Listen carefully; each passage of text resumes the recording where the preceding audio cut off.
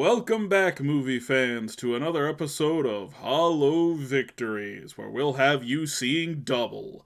Double Van Damme, that is. I'm your host, Matt Presents, and I am here with my muscular co-host. Hello, I'm not a juvenile delinquent. Wait, what show are we recording right now? No, this one's Hollow Victories. We did SSES last weekend. Although this will definitely be out before that, so... We did record another episode, though, so that show's coming out of retirement. There is finally another episode in the works. I just gotta get the damn Barnyard video finished. Today we got the Jean-Claude Van Damme double feature. Two Jean-Claude Van Damme movies, both have the word double in the title. It's Double Team versus Double Impact. I literally just did this because I wanted to do a Van Damme episode, because I like Jean-Claude Van Damme. Michael, you gotta understand, when you get, really into action movies, and I mean, really into action movies like I have, eventually you have to make a choice, and you might not even notice you're making the choice while you're making it, but at some point, you have to either be really obsessed with Steven Seagal or Jean-Claude Van Damme, and I went with Van Damme, which I think was the better choice. I think Van Damme is both a better actor and a better human being. I will admit, Seagal is more of an interesting public figure to follow, because he's kind of a weirdo. I have to say, what is, the true appeal? Is it, do you think it falls more under irony, or do you think it falls more under sincere love? Because no judgment with how you answer that, by the way. I could see it going both ways. But I am curious, because this is an actor where I can't tell. I mean, I think it's a little of both. I think he's, a very talented martial artist, but I also think he's kind of a silly dude. His line delivery is goofy, but that can actually be endearing to a lot of people. Yeah, I think Community hit the nail on the head when, Abed is talking about, good actors and bad actors, and he says Van Damme is bad in the good way, and that Johnny Depp is good in the bad way. And I'm like, yep, that's completely accurate for those two actors. I am with Abed on this one.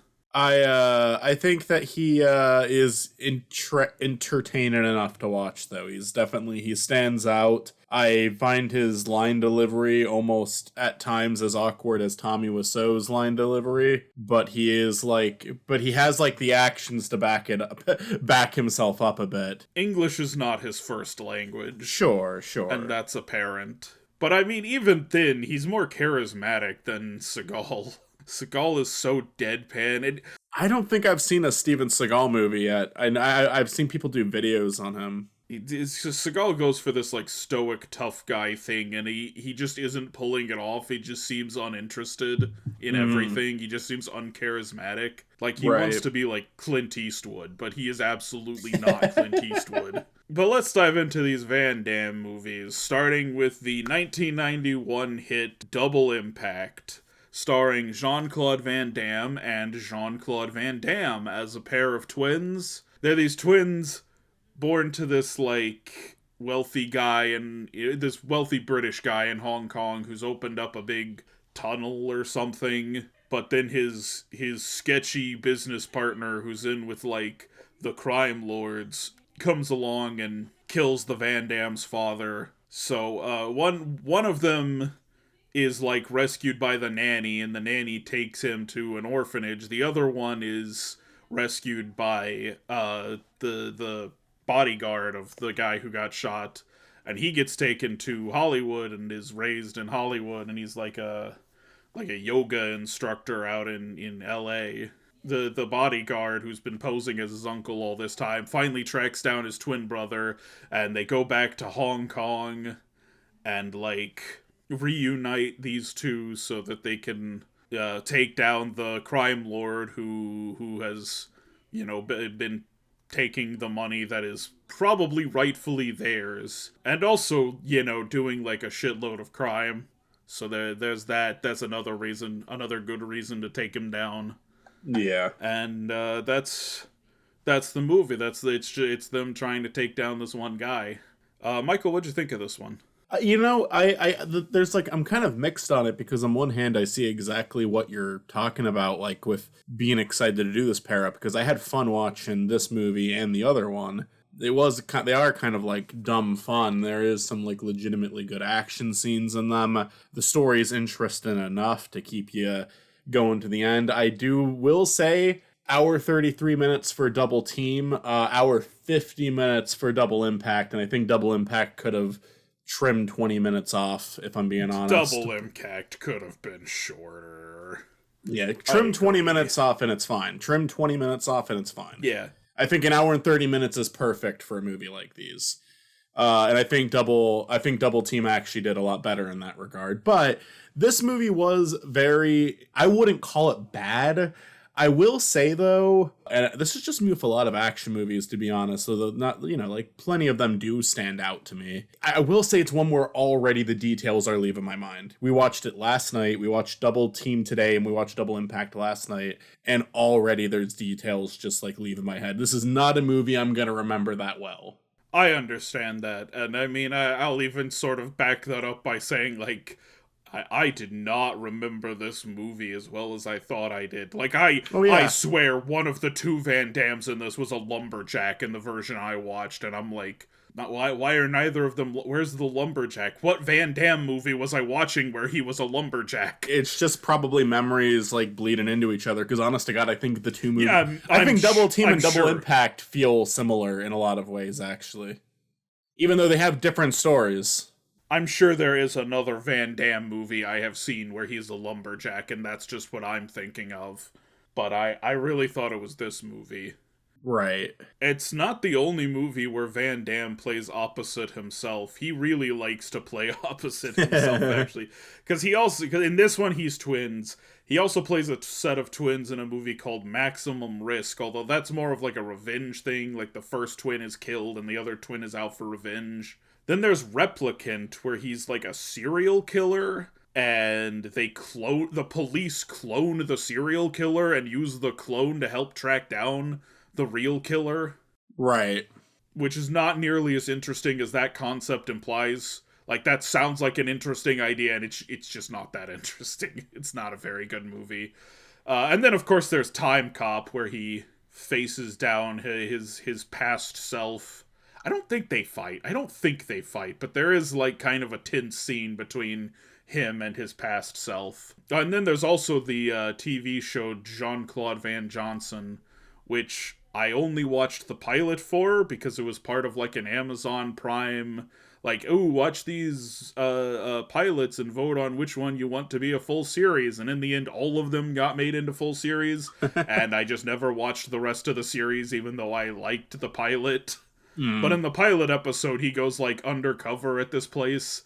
But, like, everyone there is like, oh, hey, Diego, or whatever his name was. And he's just like, starts rolling with it. And then he's like, oh, hey, he, like, walks up and, like, puts his hand on some guy. He's like, hey, it's me, Diego. And the guy turns around and it's Jean-Claude Van Damme again. So, yeah, he likes playing opposite himself. Right. I'm trying to think of how much I have to say about this one, and I feel I'm sure we can get a conversation out of it, but truthfully, it's just kind of a fun action movie. I mean, I enjoyed it. I enjoyed my time with it. I think some of the cloning effects they did to have them both in the same shot, at times it looked really impressive. I was impressed with how they did it, and other times it was like, what the fuck are you doing? There was a shot where they were side by side and one of them was transparent. Like, it's clear which one got green screened, and not green screened well. 1991 wasn't... People had green screen working by then. Come on. Yeah, no, this was after, like, Back to the Future Part 2. We had split screen down a little. It is such a weird mixed bag, too, because there are shots where it works, and then there's shots where they're, like, standing right next to each other, and they have completely different lighting, or one of them is, like, blatantly being green screened. Yeah, no, it's like the car shot's probably the worst one. That's the one that we like. That's the one that we like. The worst one. That's the one we both stopped to like talk about it because that just looked really awkward. That looked like something I would have done in a YouTube video back in the day. Yeah, and it's so weird that it's like, why could you sometimes get it, but not all of the time? I think sometimes it's probably just like. And I could be completely wrong about this. This is just speculation, but I can imagine it being like a case of like, here's the time we have to make the movie. Like they're working on it. They're like, oh, we have plenty of time. Oh, fuck, we need to finish this. Yeah, and I mean, I'm sure like some of the like the ones where it's better are usually the ones that I think would be like an easier shot to compose, where they're sort of standing off to the opposite sides of the screen. A lot of the time, I think they had a good stunt double, because a lot of them were the shots where they actually did have someone else playing the other brother, but they got it at a good angle to where it's like, no, I'm convinced, I am convinced that it is just this, it is just the same character we just saw, even though it's not the same person anymore. Like they did a very, they worked with their stunt doubles pretty well. I don't even want to know if I want to call them stunt doubles, just their, the person to fill in the scene with. Fucking, I mean, Jim Carrey. Fucking, I've seen a plenty of movies where they like have to do the stunt double and they hide it very well. Yeah, no, I mean they do a good job. They do a good job kind of distinguishing the two Van Dams from each other, because one of them kind of has this poofy hair and the other one keeps his hair slicked back, so you can always tell which one's which. You really gotta like think about how much of a pain in the ass that has to be at times too, where it's like there are shots where they're like using the split screen effect and the camera's positioned exactly the same, but like he definitely had to go through makeup for like at least an hour or two to switch to the other guy. Like it was like they were notably different. Yeah. The hair was different. He had like all this like his makeup was different. Like they were very different. They were visually distinct from each other. It was like an extra layer of challenge to make the film with how different they looked, because they would have to like either keep the camera propped in the exact same spot and like come back to it hours later, or they would have to like know exactly where they had the shot set up for the next day of filming. I'm sure that they just had a stationary camera. It wouldn't make sense to do it otherwise, but because even the tiniest nudge will make it like the split screen effect not work. Although they have a Hollywood budget. I'm sure even in 1991 there were ways to fix that. Yeah, I'm sure. Although I don't think this had that big of a budget. Probably. Something, I mean, I never. I'm sure. Like I'm sure it's like a bigger budget than like some of the stuff we've talked about, but I don't think it had that big a budget. I will say, like, I think one of the best fight scenes in the movie, while we're talking about how well they did kind of make these two interact with each other, because I think they did do a pretty good job with that. Again, there's scenes where they did a fucking terrible job, but it is inconsistent. You're right. The scene where they actually have to fight each other, where they just like they're just fucking pissed at each other and they're like they're willing to kill one another. That was probably the most like that was a fun fight scene. That was a pretty well done fight scene. I enjoyed it. Yeah, I was about to say like that scene where he fights himself was a really well done scene. Like, it's impressive that they got him to fight himself. I think this movie has pretty good action. Yeah. Like, not like the greatest action I've ever seen, but like it's good. I'm not recommending Double Impact to anyone, but it's also one where it's like, if someone says like, oh, you ever, like, they're looking for someone to watch, is Double Impact any good? I'd be like, yeah, if you like action, you might enjoy it. That's kind of where I'm at with it. It's like, I'm happy I saw it. I'll never watch it again. It's one of those. And yeah, I mean, it's just kind of a revenge story. Yeah. I talked to you while we were watching it, like, and like there are obviously so many action movies are revenge stories, so it's kind of silly to say this, but I've seen so much shit in modern days where it's just like, and I'm not even like criticizing this because I think I'm okay with both, where it's like the revenge is never the option storyline that so many shows try to do now. And then it's just like, then you have older movies like this where it's like, no, revenge is badass. Fucking kill these guys. But it's not like movies like that don't exist anymore. John Wick is like the most popular action character now, I feel. Oh, yeah. And his whole thing is a revenge story. But I don't know, there's something charming about these older movies to me. I've been watching a lot of South Park again recently.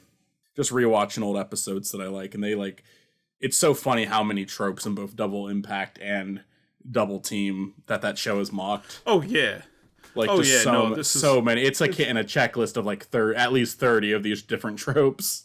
These are very tropey action movies.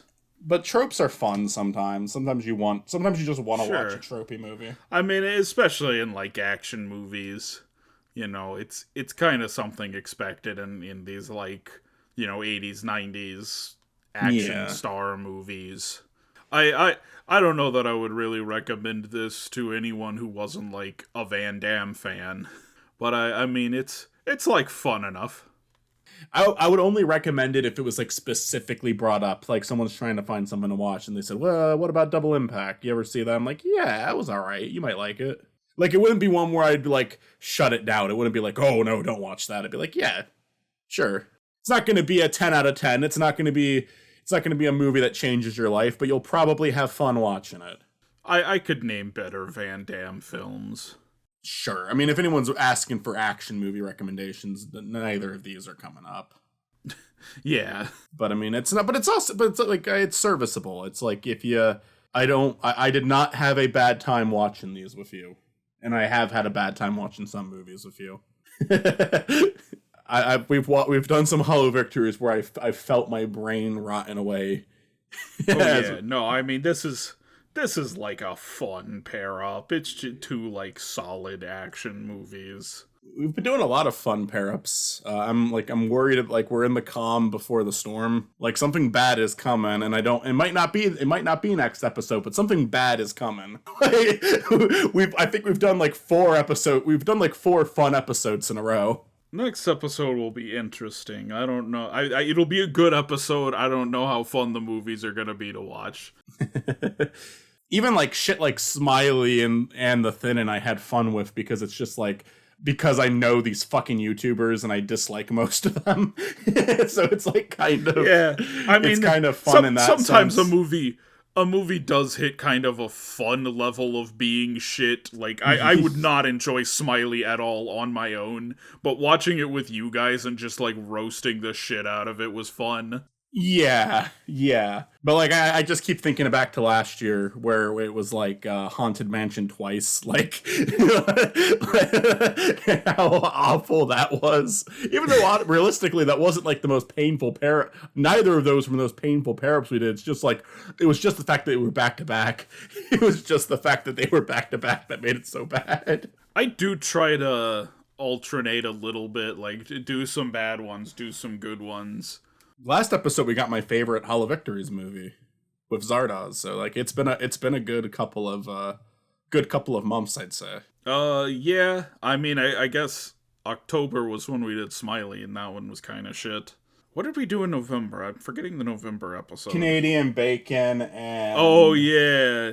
I mean, that was An American Carol was shit. Those two, I don't think Canadian Bacon was good enough to like save it. Like that was a bad pair up, but it was like a good conversation. It was a very interesting episode. Like I enjoyed it. I just didn't like the movie. Canadian Bacon had like some merit to it, but mainly that just came from cast members I liked. Sure. Let's talk about who's in this. We talked about Jean-Claude Van Damme a bit, but maybe we could talk about his performance a bit more. Like, he is entertaining. I mean, like you said, he actually is good at fighting. He's like good to have in like a scene with a lot of, fighting choreography, but like his line delivery I do find very awkward. Like you said, English isn't his first language, so that's just kind of like, in a lot of cases that's going to be inevitable, but it is like, I get why he would be fun to watch. Like, I get why that would actually might be something that makes him more entertaining to watch, actually. Like, it could work as a positive against a negative, Yeah. I think he's fun to watch in general. Mm-hmm.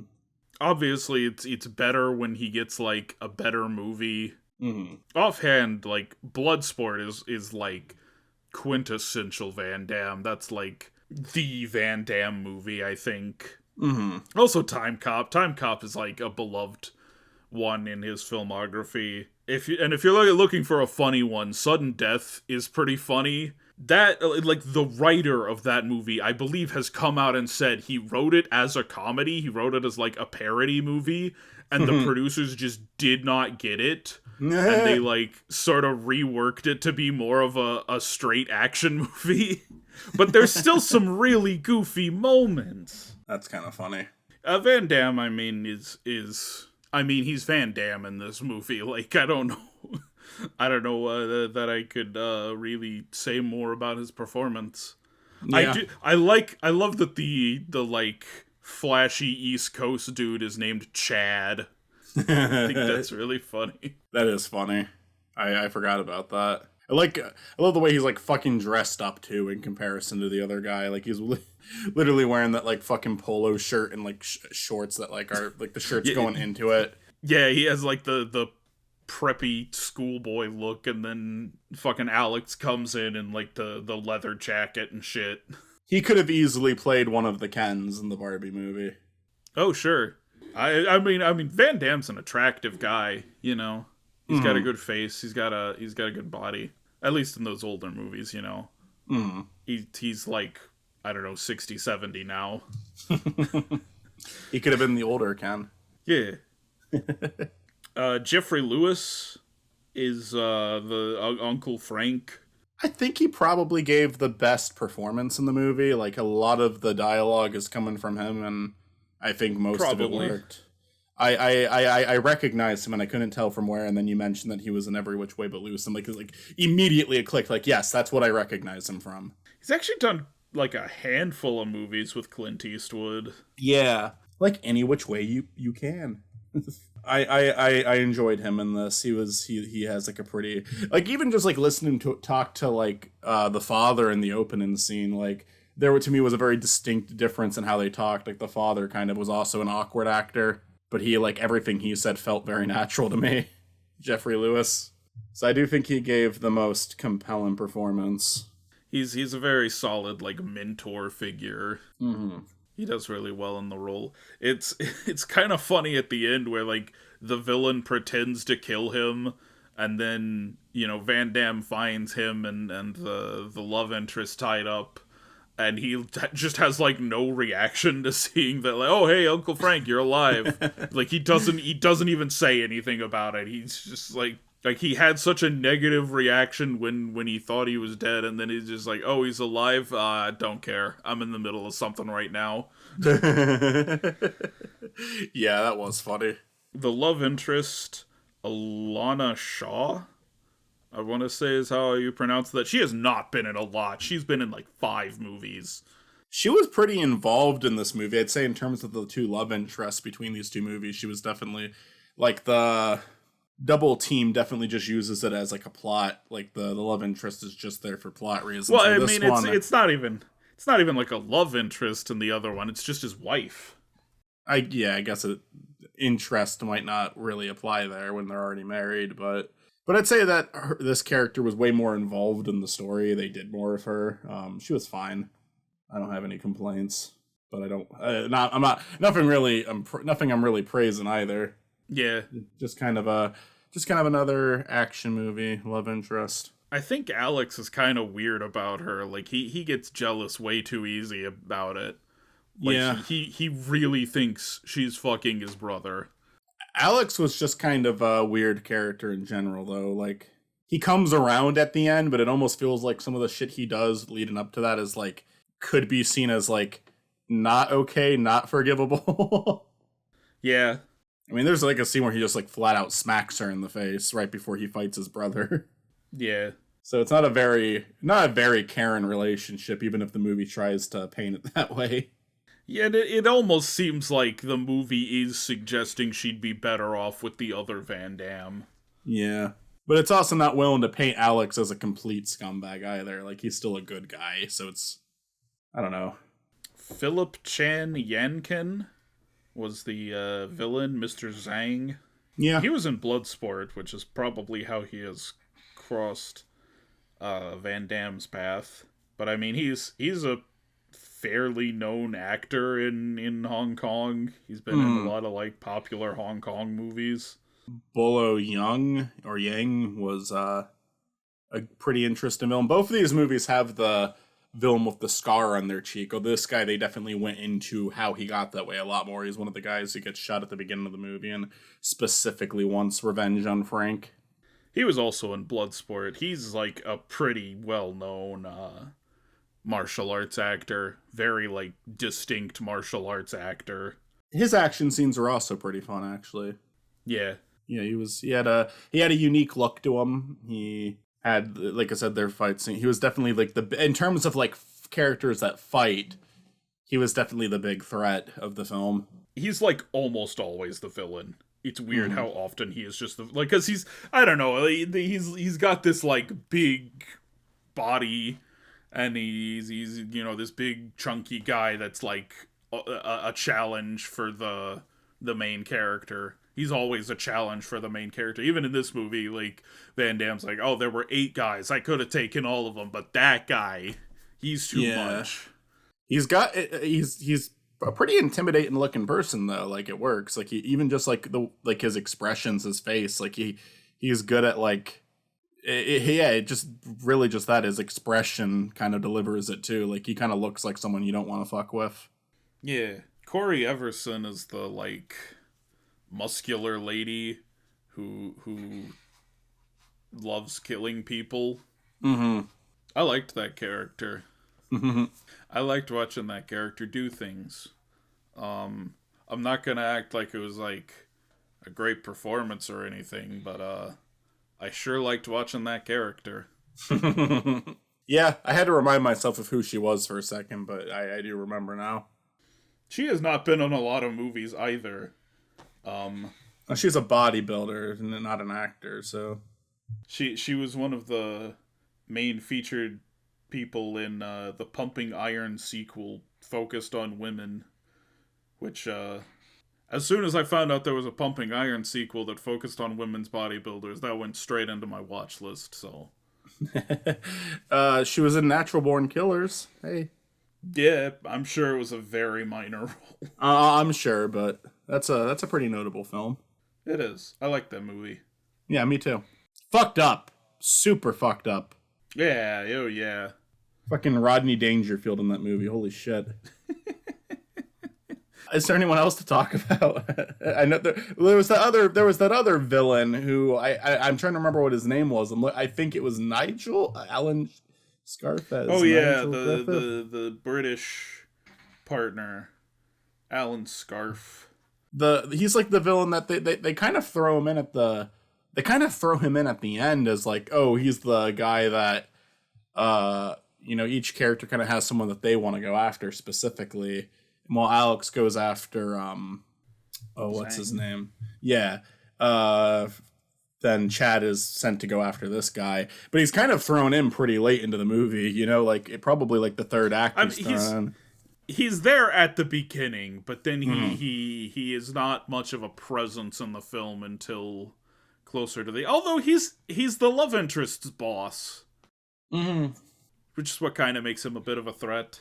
Mm-hmm. There is something that's kind of like enjoyable, like kind of fun to watch in a villain where he seems like pretty put together, like pretty calm and collective while still like ordering some pretty like horrible shit. Kind of like Gus Fring in that sense. Like he seems professional, but he like very casually does fucked up things. Not that this character holds anything on fucking Gus Fring. I just that kind of character. Yeah.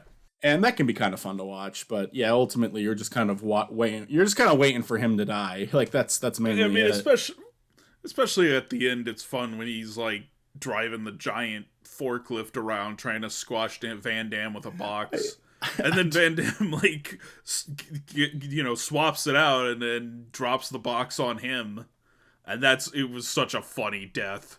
It was such a funny death. It was a really funny death. On him. Like deliberately so. But I even think the scene leading up to that is funny because Chad is like, like holding hands with the love interest, like as he's like running toward, instead of like getting her to safety, he's like running towards an active shooter with both of them being unarmed. Like that kind of made me laugh. It was just like yeah, you're chasing after this guy, and I get it. It's because he's like a good fighter and he can probably disarm the guy, and clearly he sees him as a threat too because he is running away while shooting. But it's also like, but why are you bringing her into this? She's gonna get fucking shot. Yeah, he works. I think that's the best thing I can say about this movie for all of the cast and everything in it. It's just it works. Yeah, no, it is what it needs to be. This kind of took me back watching this. I spent a lot of college nights drinking and watching action movies just like this. Mm-hmm. I don't think including this one I did with I got my friends together and did this exact double feature. I did Double Impact and Double Team, which is how I got the idea for the episode. I'm like, oh yeah, the Van Damme double feature. I think both of these probably could have found another movie to pair up with because Double Team has almost a spiritual successor in the film Simon Says, which is another action movie starring Dennis Rodman, and I believe retains the cyber monks from Double Team. So it's like almost a sequel to Double Team. And then this one, I mean, could have been paired up with any of the other movies where Van Damme plays opposite himself. Right. What we need to do, I admit it. I know what everyone in the comments is gonna say. We need to do Street Fighter versus Mortal Kombat. The reason we have not done a single video game movie matchup yet is because I wanted to do like a big bracket thing where we go through like a bunch of video game movies. Like, we started it. We did one episode for it, and then I'm like, we don't have time for this. Like, it if was someday an ambitious we get project. more time to do it, maybe, but I think at some point we just have to start doing, like, the really obvious ones, at least. Like, Street Fighter versus Mortal Kombat, like, has to happen. Well, if you look at my, like, if anyone follows me on Letterboxd, you can see my Hollow Victories ranking, and I have 2 movies ranked on that list. It's at 90 movies now with this pair up. But reality, we only talked about 88 because 2 of them are movies that were covered in an episode that never got released. Because I guess I just kind of did it prematurely. I probably, if honest to God, if there were actually people watching the show that followed me on Letterboxd, I probably wouldn't include that until after the episode comes out to not spoil it. But since like it's like, oh, I'm a fucking nobody, no one cares. I just like I put them up there anyway. But yeah, I like part of me is just like, does this one count still?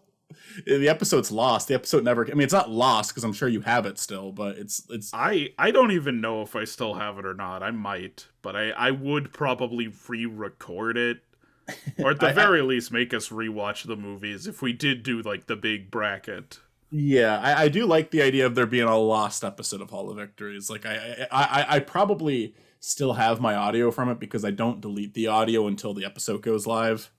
Just in case something goes wrong, like a file gets corrupted or what, like there's all kinds of things that can go wrong. I mean, we've lost episodes I think twice. I don't delete audio until the audio is out. I know we're getting like a little too off topic here. So, but what are the episodes that we've lost? I know Care Bears and My Little Pony was the first one we lost, but we lost a second one too, didn't we? Yeah, and I wanna say it was another one with Mitzi in it. I don't know, because Ben and Arthur and no, yeah, that one wasn't lost. Ben and Arthur versus Glenn or Glenda was not lost.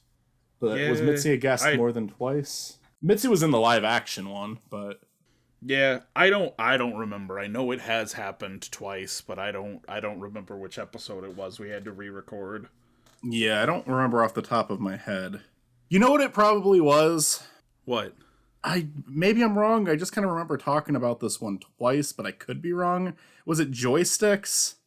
That's what I was thinking. I was thinking it might be the Joysticks wizard episode. Because I remember having to re-explain my hatred for Joysticks. So it might have been that one. Because I do kind of feel like it was another guest episode. Yeah. So it probably was that one. Would you like to introduce Double Team for us? Yes. Released April 4th, 1997 by director Susie Hark. Who's Soy? What? Soy Hark. Soy Hark. Soy Hark? That's how you say it? I literally looked up how to pronounce it. And they're giving me misinformation now. Soy Hark. All right, let's do this. Jack Paul Quinn was just your average retired anti-terrorist agent when one day he got contacted to do one last job to take out his arch nemesis, Stavros. But oh no, Stavros has a little baby boy and Quinn can't bring himself to take the shot. So now Jack Paul Quinn is going to have to learn that going into hiding isn't as easy as he thinks. Jack Paul Quinn is in hiding with a bunch of other people who were proclaimed dead at some point. But Jack Paul Quinn's wife is being abducted by his arch nemesis, and she's pregnant or something. I don't know. Fuck you. So now Jack Quinn is going to have to enlist the help of Kim Jong-un's best buddy, Dennis Rodman, or Raz, or whatever. Fuck you. Will Jack Quinn stop Stavros, or will his pregnant wife be murdered in an act of vengeance? Find out in Double Impact or Team, whatever. What'd you think of Double Team, Matt? I mean, it's a kind of silly story. There's pretty solid action, and it's got Van Damme and Dennis Rodman, so it's just kind of a fun time.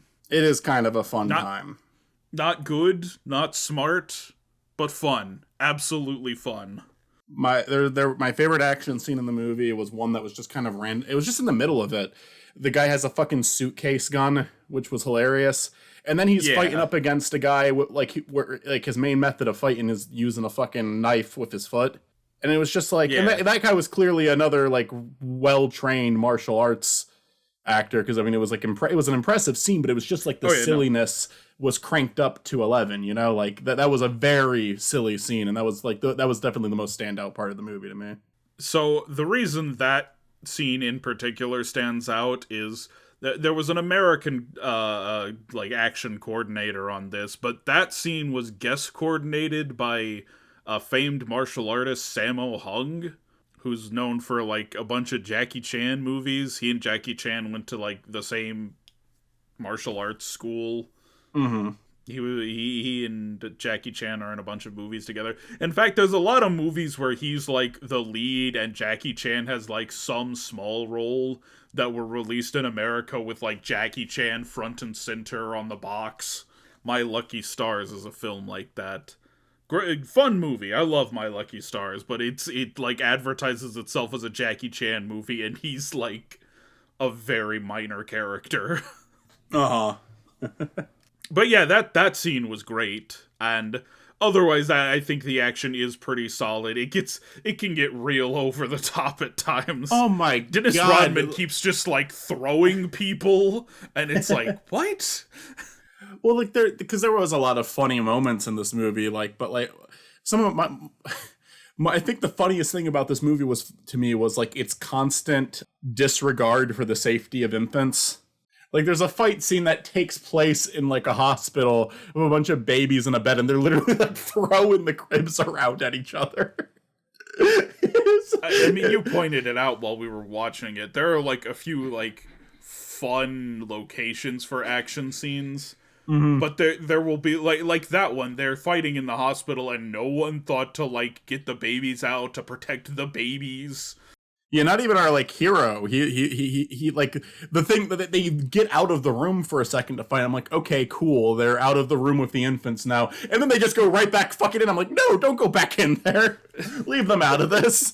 Yeah, but there's also like a fight scene at a carnival, and that's fun. But also people are like still riding the rides as like all these explosions are happening, and it's like, no, you would not still be riding the rides after there's an explosion here. Everyone would be clearing out of the park. They would be shutting down the rides. At the very least, with the one ride, you could say it's like, oh, the ride started before the fight took place, and like, I don't know, they have to like finish it or something. I don't know how these rides work, but you could argue that's like it, or maybe the person running the ride made a run for it like a coward, and no one's there to stop it. Like, there's at least a little bit of like leeway there that you can offer the movie, but no, then there's people going down a fucking slide as if nothing's happening. Yeah, there's like these kids going down the slide, and they don't even act like there's a gunfight going on around them. They're like, we're on the slide. Yeah, they have no idea what's going on, and there was a grenade went off. Yeah, like there's no way you're not hearing this. These aren't your normal carnival sounds. Yeah. So yeah, there's a lot of that. Even like the fucking final scene, the fucking baby, it's like carriage is like just on the field with the lions and the mines. Not lion, tiger, and the mines. It's just like, yeah. This movie likes to put the babies in danger. I thought the tiger was fun. I thought the landmine scene was kind of interesting because one, I like how Dennis Rodman turns it on the villain. I thought that was actually kind of a clever idea. But also they acknowledge the fact this is something I didn't know for the longest time. If you step on a mine, it doesn't go off. When you step off of the mine, it goes off. And at most action movies or war movies or whatever, they're not going to acknowledge that. And I don't really blame them for not wanting to acknowledge that. But like, I like how this movie like turns it into a dilemma for the characters. Like, all right, I'm standing on a mine. I can't help with the fight until I get this shit sorted out. Yeah. So it's a good obstacle. It's a good way to take out the villain too. That's another scene that's kind of ridiculous, because it's like, how the fuck did he plant all these mines and bring a live tiger into the goddamn Colosseum? It's the Colosseum. It is the Colosseum. Like, there was no security at the Colosseum. He just planted all these landmines. Like, at the end, they blow this thing up, and it's like... There were no employees in that hospital looking after the babies. Like, there was no one was gonna stop you from planting mines in this historical landmark.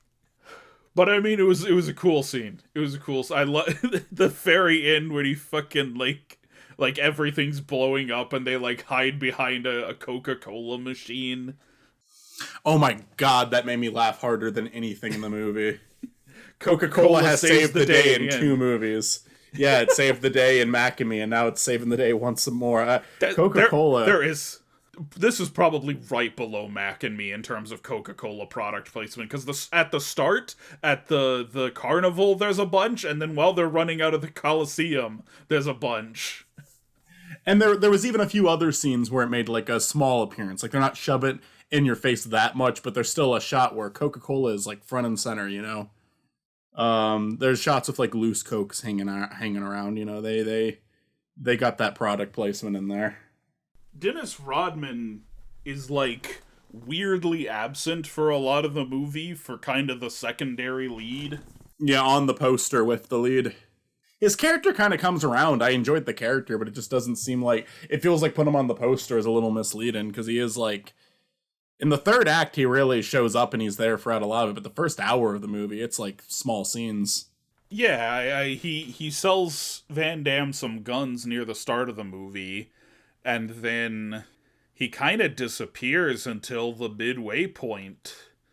Granted, that's because, you know, Van Damme is on, like, the secret island, the village, and he's trying to get out of there. I thought that secret island was going to be a bit more significant, too, but it really is just, like, keeping our hero away. But, I mean, there's, like, literally people there that he has fought in the past that recognize him, and they're not happy to see him. And I thought they were going to do more of that. They really don't do a lot with that. Yeah, it is kind of a weird thing. Like, I don't like or dislike it particularly, but it's kind of weird that, like, a good chunk of this movie is him just trying to escape this island. And it's not like the main conflict, it's just something he needs to do so he can get back to fighting the bad guy. Mm-hmm. And, I mean, I even kind of like the way that he escapes. I thought that was like kind of squeamish scene to watch, but it was kind of interesting. But yeah, it just kind of feels like his escape or his like time on this island could have been enhanced greatly by like people from his past, like either trying to help him out or stop him. Like, I feel like there was potential there. At the same time, when I say that, I might be wishing for something that would actually make the movie worse. Like, it might be something that drags it out, like an extra 20 minutes. Because I think the runtime was fitting, and I also understand wanting to get back to the point. But you just have to question, like, it almost felt like that idea was the point of this movie. Like, it felt like that was what was interesting about it, and it's just they skim over it. I feel like you could make that, like, almost the whole movie, right? Yeah. Like, he has this encounter with Mickey Rourke at the beginning of the movie, and then, like, the rest of the movie is him trying to get off this island so he can get back. And then once he gets off the island, he has the big showdown with Mickey Rourke. But he escapes by, like, the halfway point, and then recruits Dennis Rodman to help him on this, like, big revenge campaign trying to track down Mickey Rourke and his wife and his soon-to-be-born son. I also just want to point out before we get to cast, they also had monks that are hackers. Oh yeah, the cyber monks. The cyber monks. That was a funny idea to me. That was another one where it was like, this movie's got personality. Like, let it be known, this movie's got personality. It's just for sure. It's I feel like it's almost too bad though, because I feel like the potential for this to be like a truly dumb, so bad it's good movie is there, and it doesn't quite hit. Like it's like it could be a hilarious movie to show people, but it's almost too competent for that at points. I will say the 11% to me screams Rotten Tomatoes, because I think an 11 is way too harsh, but with the way Rotten Tomatoes website works, I could imagine a lot of people giving the movie like a 5 out of 10, which would lead to the Rotten scores where it's like, yeah, because to me like a 50 is a 5. I don't know if I'd give it like a 5 out of 10. It might be more like a 4. It's somewhere in like 4 to 5 range for me. But that to me is a way more reasonable score than an 11. 11, like, when I think 11, I think of like some of the worst movies out there, and it's like, no, it's really not. It doesn't. But because of how Rotten Tomatoes runs its website and how they like add the scores up, it's like that kind of makes sense, because I can't imagine a lot of people giving it a 6 either. But we can move on to casting. Sure. I mean, Van Damme. He's still Van Damme. Let's talk about Dennis Rodman. I think he is fun to watch in this movie. I can't take him seriously in the slightest because I know enough about Dennis Rodman. I've brought up like several times now his friendship with Kim Jong-un, and it's just like, yeah, I can't take this guy seriously. They even bring up North Korea in this movie. Granted, they do. They're playing North Korea as like a distraction. It's like a cover-up that they're blaming North Korea. Yeah. But I was just kind of like, oh, what are we going to do about this? And I'm like, oh, I know this guy. He's best friends with Kim Jong-un. So, yeah, in terms of like the character, I think Dennis Rodman does it fine. I cannot take Dennis Rodman seriously. Sure. Sure. I mean, I cannot. He is an actor I am incapable of taking. But to be fair, I don't think you're supposed to take him that seriously, to be fair. They play into his weirdness in this movie. Yeah.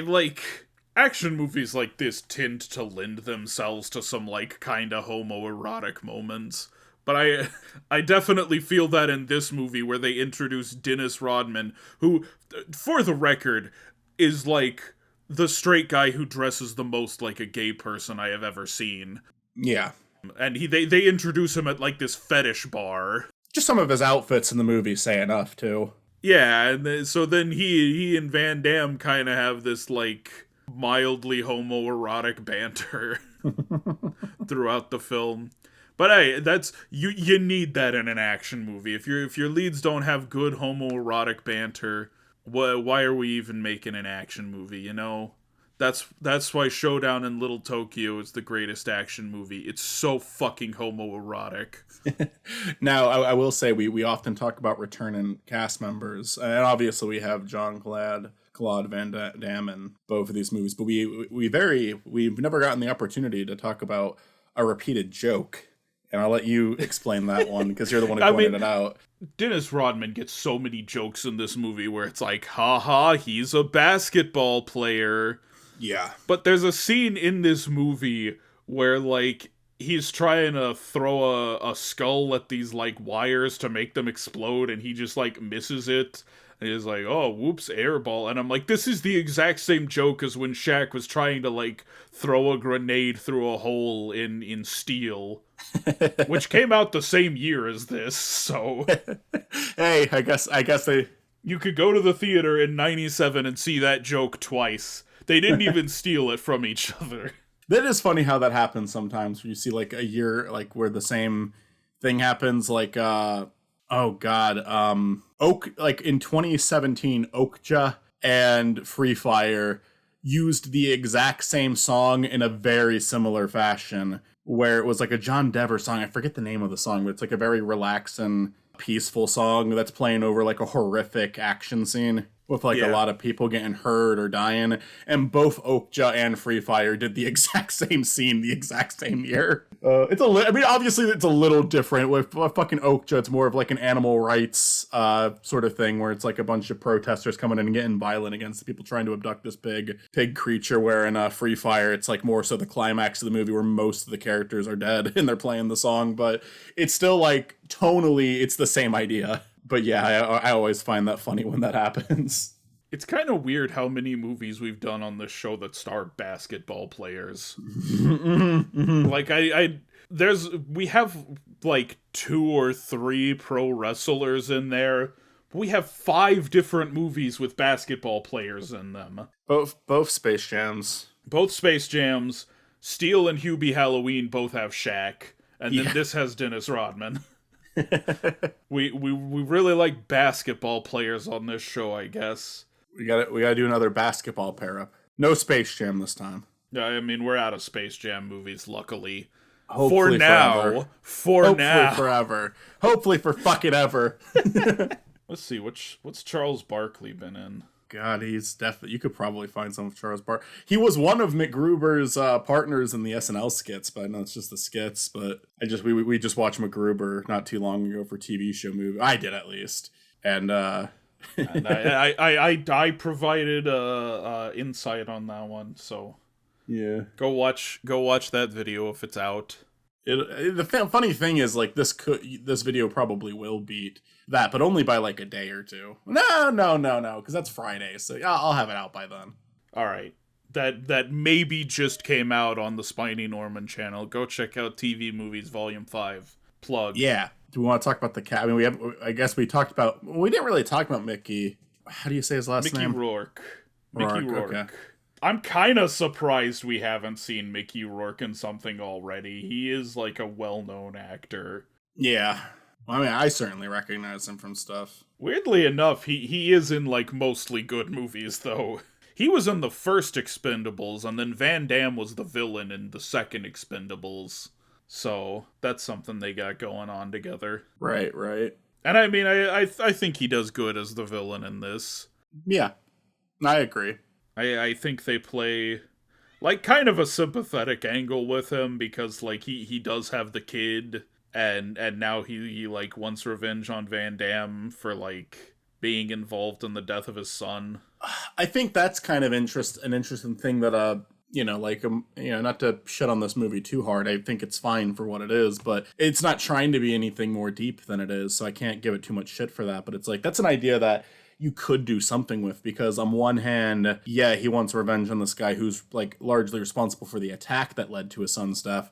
But if the guy, like, realistically, he's the one who's responsible for his kid getting shot, because he wasn't taking the shot. He felt too bad to do it. But then Stavros sees what's going on, and then he takes the first action. So technically, he's responsible for his kid dying. Yeah. Because he's the one who turned it into a bigger event. Yeah.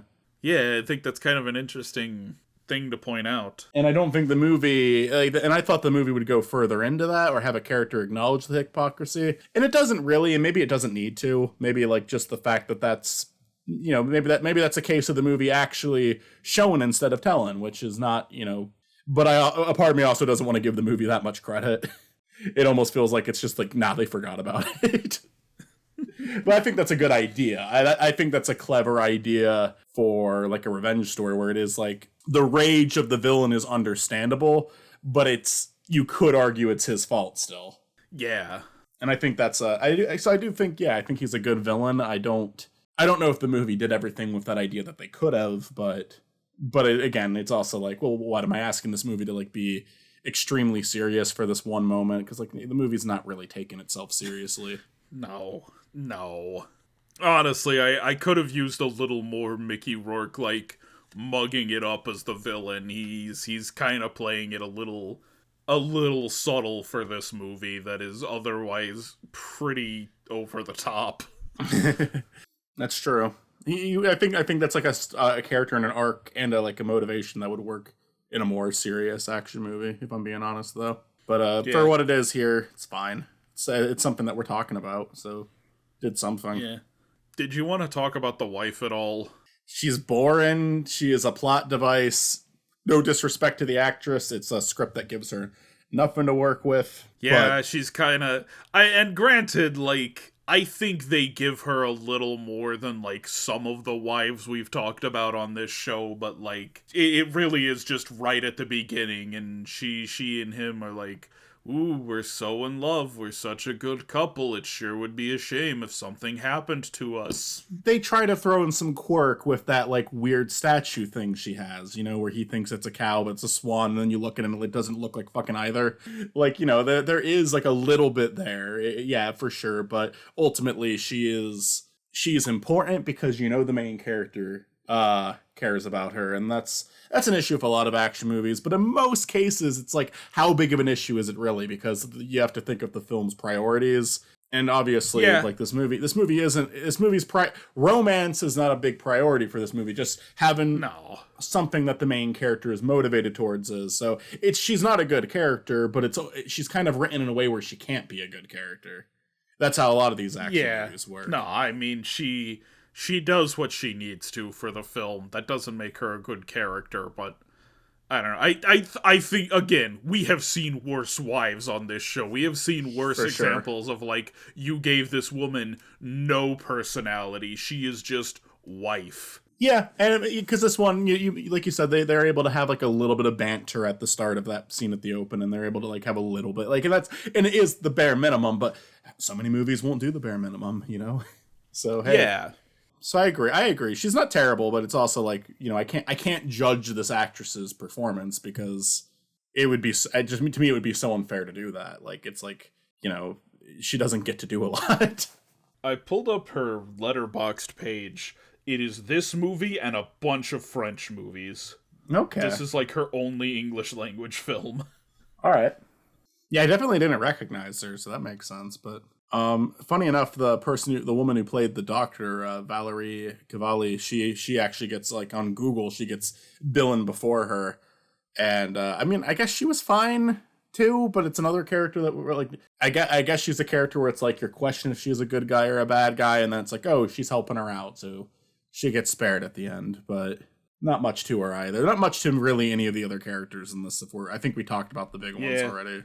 I mean, there's this friend at the village, played by Paul Freeman, who appears in Raiders of the Lost Ark and Hot Fuzz. Okay. Really only noteworthy because of the actor. But I mean, he has a big enough role at the village. Like, you're talking about, like... Is he the one who helps out at the end? Yeah. You're talking about, like, Dennis Rodman doesn't do much to be the second build on the poster, but, like, no one else does anything in this movie. Right. Like, it really is Van Damme, Rodman, and Rourke doing, like, most of the film. And he's kind of like the fourth lingering character who just is there to explain the village to Van Damme. Right. I don't know that I have any other cast members I want to talk about, but I do want to talk about the director, Tsui Hark, who is like a very well-known, like, highly respected director in Hong Kong. He's one of the great Hong Kong directors. Did a movie called Once Upon a Time in China that's, like, very famous, very well reviewed. I was watching it earlier. It's pretty good. I even that scene in the hotel, I recognized the guy in that scene. I'm like, he's in Once Upon a Time in China. I recognize him, and I look, sure enough, he is in fact in Once Upon a Time in China. But this is a weird thing in, like, the 90s. A bunch of, like, Hong Kong directors started coming to Hollywood to try to make Hollywood action movies, and a lot of them started off on a Jean-Claude Van Damme movie. Oh, nice. This was Tsui Hark's first Hollywood movie, his first English language movie. John Woo's first English language movie was Hard Target with Van Damme. And I believe that Maximum Risk movie we were just talking about was also... Maximum Risk, directed by Ringo Lam Ling Tong. I'm not as familiar with him as I am with John Woo and Tsui Hark. I mean, John Woo is, like, a great director. He actually did make a few decent American movies, unlike a lot of his peers. I think a lot of his peers struggled in Hollywood movies. Frankly, there's some scenes in this movie, like, there's stuff that happens in this movie that I'm like, this would absolutely fly in a Hong Kong kung fu movie, but it just feels a little weird in this one. Mm-hmm. Like that thing I mentioned where Dennis Rodman is just, like, throwing people around. It's like, this would work in a kung fu movie. It feels weird in this movie. Right. Yeah, I mean, well, if I mean, I don't know if that was deliberate. If like Jean-Claude Van Damme was trying to do a lot of movies to get a lot of these people like over here making movies. I mean, I guess that's like a good thing, kind of like opening as like an entry point for a lot of people to Yeah.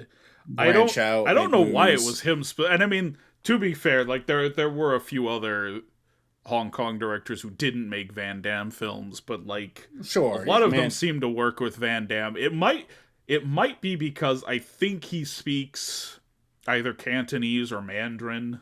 He speaks a few languages actually. So it could even be deliberate. Like it could even be one of those things where it's like I want these people to be, more well known. Like these are people I respect. These are people I like to work with. sure. Let's. I mean, I don't know that. I don't. That's speculation, but I could see that being it. A Hard Target famously like they had Sam Raimi on as a producer, and he was there. They were like, if something goes wrong with John Woo, if John Woo cannot make an American movie, you step in and you finish this film, okay? Mm. But he stepped back and he let John Woo make the movie, and it's not like it's far from John Woo's greatest movie, I'll tell you that much, and it's far from Van Damme's greatest movie, but it's fun. Mm. Hard Target is a fun movie. I feel that way about most Van Damme films, though. I like Van Damme. I think most of his movies are fun, even if they're not very good. Bloodsport, I think, is legitimately good. I'll stand by Bloodsport. Also, he was in Kung Fu Panda 2, which is pretty widely respected. Although he has like 6-7 lines. I just watched that last night because I'd never seen it before. He barely gets any lines. So you haven't seen the third one either, then, right? I have not seen the third one either. I think he's in that one too, but I'm sure he has an even smaller role somehow. That the third one's people go a little harder on the third one. I think the third one's good. You mentioned like Mr. Ping to me specifically being like S tier dad. I think the third one goes. I think he'll be even more of an S tier dad after the third one. The third one's like a little sillier, so I get why people don't like it as much. But it's got Bryan Cranston in it doing a good job, and it's got Mr. Ping being pretty epic. So I'd say watch that one. My understanding is that the people at DreamWorks consider Kung Fu Panda 2 like one of their greatest achievements. I like the movie, but it would it even be in my top 10 for DreamWorks movies. I don't know. I like the movie though, but I mean, I think I liked it. I know you said you didn't like it as much as the first one. I think I liked it a little better than the first one. that's the popular way to see it. People generally like the second one the most. I do think it's close, and it has been a while since I've seen the first one, so if I watch them back to back, I might change my mind. But I have seen the first one like 3 or 4 times. Right. There, yeah. And I also only watched all 3 of them once, and I don't even think I'm gonna watch the 4th one, honestly. I have heard nothing but bad things about the 4th one. Yeah, like the 4th one does. It almost feels like it almost feels like something that you would get out of, like, from what I've heard about it, almost feels like something you would get out of like the TV show for Kung Fu Panda. Like, oh, we're not giving you half of the characters because we don't want to bring those voice actors back because they're expensive, and we also like it felt like it, and in some ways it kind of reminded me of like 2 other movies that came out last year. Moana and Megamind got a sequel that were like clearly supposed to be direct to streaming. Well, Megamind actually was direct to streaming, to be fair. Where it's like, okay, this is not. It reminds me of the direct to Disney sequels that actually made it into theaters, like Peter Pan and Jungle Book. Those actually got a theatrical release. That's what Kung Fu Panda 4 feels like to me. Where this is not theatrical film effort. This is direct to video effort. Yeah, I think it's time to move on to voting. Yeah, this one is a closer one. I think you have first vote on this one, so I'll let you go first. It's kind of a close one because I enjoyed both of these movies, but I also am not like, neither of them are movies I want to revisit necessarily. I'm tempted to give it to Double Team just for being shorter, but honestly, I think Double Impact had more going for it. I was more impressed with that one. There was characters in that one that I connected with more than the ones from Double Team. So It's close, but I'm going with Double Impact, even though, like, so often when the movies are this close, the length really does come down to it. I think Double Impact is still better, in spite the fact that I think there's stuff they could have cut. Just because I think that I was more impressed by the action. I had a better time with it. But it's close. Like I said, it's close. So, yeah, Double Impact for me. I gotta be honest, like, I do think they're both pretty decent, but, like, most of the good stuff I could say about Double Impact, I think I could also say about Double Team. And Double Team, I think, is just sillier. I think it's a more fun movie. I think if you really pressed me on which one of these I want to watch again, it's gonna be Double Team. If, like, I feel like a month or two from now, if you ask me to remember something from one of these movies, I'm gonna remember Double Team a lot better than Double Impact. Mm-hmm. So to that end, I think I'm voting for Double Team. Which means, once again, we disagree, and guess what? The audience is still on your side. My audience always sides with you. I can't believe it. Double Impact. It's not even close either. It's 84% Double Impact. Is Tom and Jerry the only one that I lost? I think you won that one, actually. I think the only one that I ever might have lost, I have to actually like listen back to some of these for like evidence, but like Book of Henry might be the only one that I lost. The one you lost was Book of Henry versus Serenity, and then I fucked up and thought Book of Henry won later so when we did our bracket. Your win. So I'm like, it canceled out your only win. It canceled out your only win. I do win a lot, I will say. But we also agree, like, probably most of the time. Most episodes we do agree. It is kind of rare that we split the vote. That we have to refer to the audience to break the tie. I can't believe they got you a fucking Tom and Jerry. Like, that's one I would have fully accepted losing. Double Impact wins. Woo! All right. Next time on Hollow Victories. This one has been a long time coming. This is like one of the first ideas we had for this show, and I honestly don't know why we haven't done it yet. I don't know why it took me this long to get to it. It's early 2010s YouTubers getting their own movie. It's Smosh the Movie versus Fred the Movie. Whoa! I'm sorry. That made me excited. That was probably one of the first ones I ever pitched, like when you mentioned doing the show. Yeah, and again, I don't know why it's taken this long to get to this one. This feels like a really obvious one. But like I figure like no one cares about this Van Damme double feature. This was a purely self-indulgent one. People are clamoring for the Smosh versus Fred episode. I think that one will do well. That my reaction right there has to be the most excited anyone has ever been about having to watch the fucking Smosh movie. Like the Fred. I'm gonna go into these with an open mind. The Fred movie's probably winning this one, just because of how bad the fucking Smosh movie. Have you ever seen the Smosh movie, Matt? I haven't seen either of these. The Fred movie, it's not like great, but I have seen some people defend it, and I kind of understand the defense a little bit. But again, it's been a long time. I've only watched either of these once. I might completely change my mind. The Smosh movie is genuinely, like, the Smosh movie might be up there as one of the worst movies I've ever seen in my life. The Smosh movie is genuinely fucking terrible. All right. It's fun. Sounds like a good time. Come back for that one. They even make fun of it, Ian and Anthony got back together on their channel, like they started making videos together again, and the first skit they did back, they shit on the Smosh movie, like they're aware of it. Until next time, for my co-host Makal Shadackle, I'm Matt Presents. We'll see you in the next one. Peace.